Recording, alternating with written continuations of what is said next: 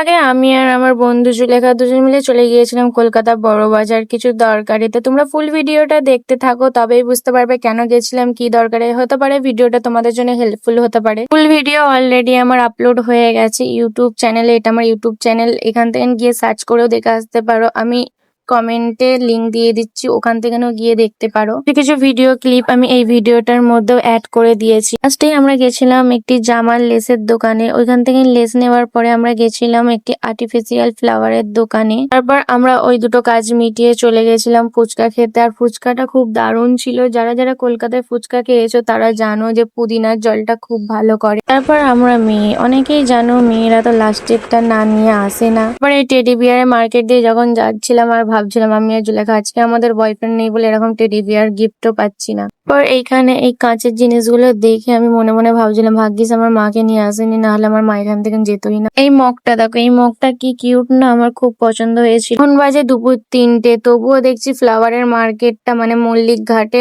অনেক লোকজন, অনেক ভিড় ছিল। সব যদি এই ভিডিওটার মধ্যেই দেখে নাও তার লং ব্লগটা কে দেখবে, যাও ওটা গিয়ে দেখে আসো, সব ডিটেল পেয়ে যাবে।